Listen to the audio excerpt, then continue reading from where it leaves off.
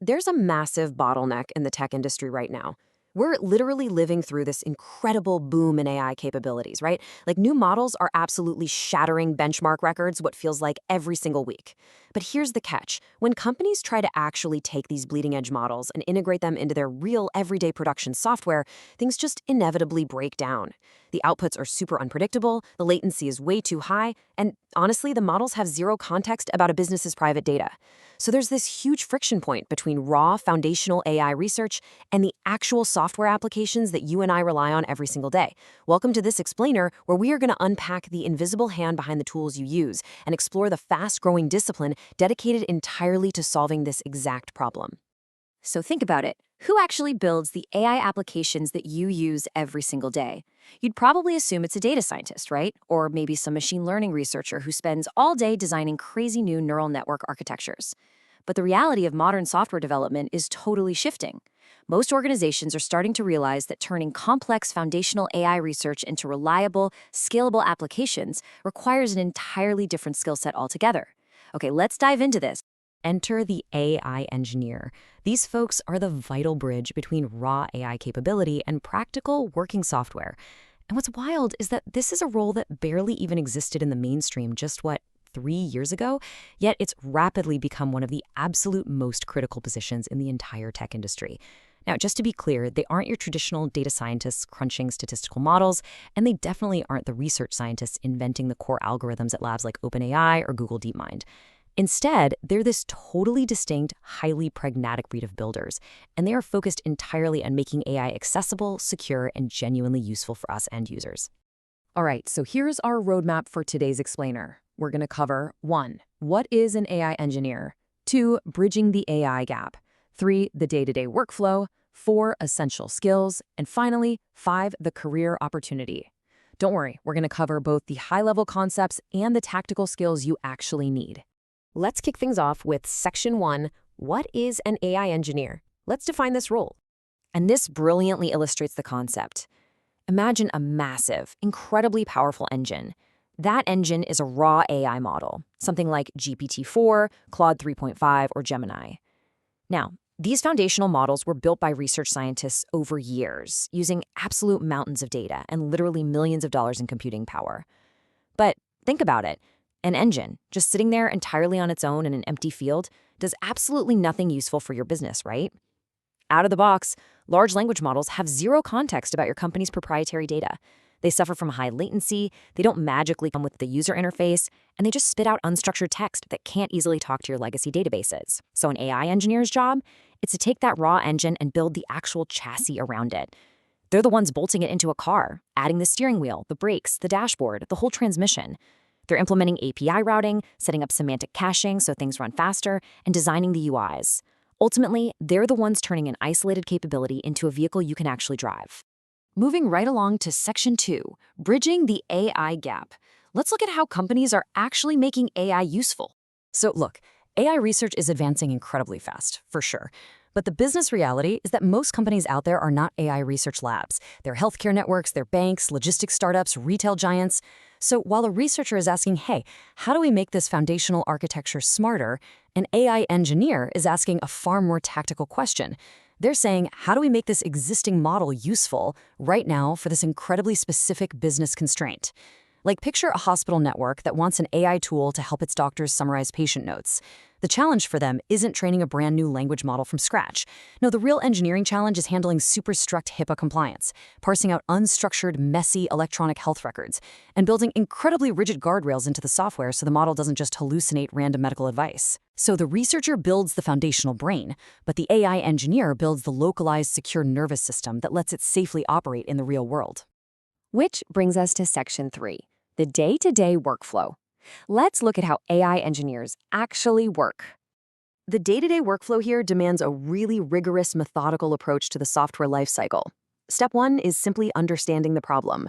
And honestly, this often means defining strict latency constraints and calculating API costs way before a single line of code is ever written. Then, step 2 is choosing the right model. And guys, this is rarely a one-size-fits-all decision. An engineer has to weigh the trade-offs, like, Do we hit a proprietary endpoint like Claude because we need heavy reasoning, or do we host a smaller open source model like Llama 3 on our own servers to guarantee complete data privacy and keep token costs down? Step 3 is building the application layer. That's the deep integration work to connect the AI to existing legacy systems. Then, step 4 is evaluate and iterate. In the AI space, you can't just manually check a couple of outputs and call it a day. Engineers use frameworks to build automated benchmark tests that rigorously check a model's accuracy against thousands of expected responses. And finally, step 5, deploy and monitor. Machine learning models aren't static. Their behavior can totally drift over time. So engineers build telemetry right into their systems to catch weird edge cases, flag any hallucinations, and make sure the product actually remains reliable week after week. All right, section 4, essential skills. Let's break down exactly what you need to learn. So, the crucial point is, what do the actual mechanics of this job look like? The good news here is you don't need a PhD and you don't need to know how to build a neural network from scratch, but you do need a highly specific combination of technical abilities. And you can absolutely learn these in a matter of months. Python programming is the absolute foundation. It's practically the glue language of the whole AI ecosystem. You'll also need a deep understanding of APIs and integrations, mostly because modern AI development relies heavily on orchestrating different cloud services. Then there's prompt engineering. Now, this is critical, but definitely not in the way most people think. It's not just typing clever questions into a chatbot. It's actually the ability to build programmatic, dynamic prompt chains that execute within your application code based on user logic. You also need some basic machine learning intuition, meaning you understand concepts like context windows, token limits, and fine-tuning trade-offs, so you can make smart architectural decisions. And finally, standard software engineering fundamentals are totally non-negotiable. Concepts like version control, CI/CD pipelines, and secure data handling are essential, because at the end of the day, an AI product is still a software product.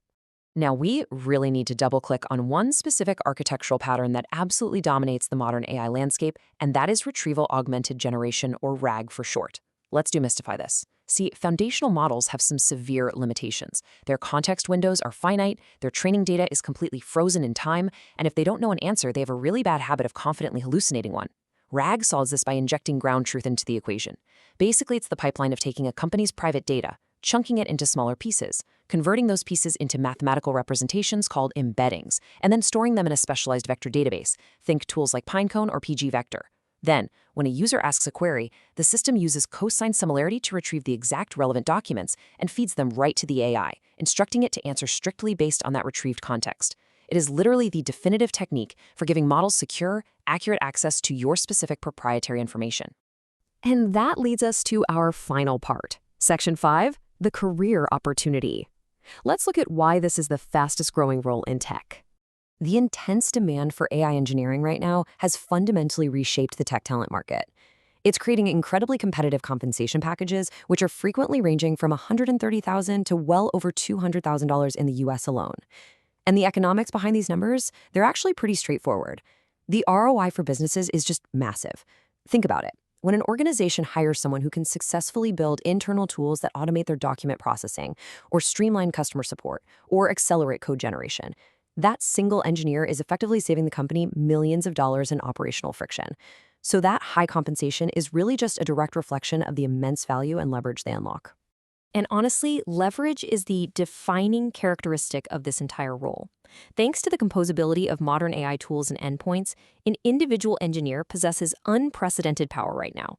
A single developer over a single weekend can use AI APIs to build a multilingual, context-aware customer service pipeline that can route requests and query internal databases.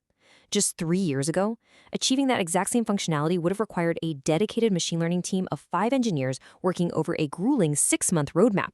These underlying models are so incredibly capable now that the primary barrier to entry is no longer algorithmic complexity. It's literally just product execution and engineering speed. We are experiencing a totally unique paradigm shift in software development right now. In a lot of legacy technology roles, moving up the ranks requires a decade of specialized experience with older frameworks. But AI engineering? The window is wide open. Because the technology stack fundamentally reinvents itself every 6 to 8 months, having legacy experience matters a little bit less than just sheer adaptability, curiosity, and the hustle to build with the newest LLMs. The playing field is somewhat leveled here. Those who dive in, read the documentation, and build functional real-world projects today are bypassing traditional tech hierarchies entirely. You really don't need 10 years of experience to break in. Ultimately, AI engineers are the ultimate pragmatists. They look past the academic benchmarks and all the industry hype, and they focus entirely on how to take the most capable computational systems in human history and wire them into real solutions that solve real, tangible problems. They are literally shaping the interface between artificial intelligence and human utility. So, I have a somewhat provocative question to leave you with today. What is one specific workflow or bottleneck you would automate right now if you could build an AI application today? Drop your thoughts down in the comments. I read every single one, and I would love to analyze your ideas.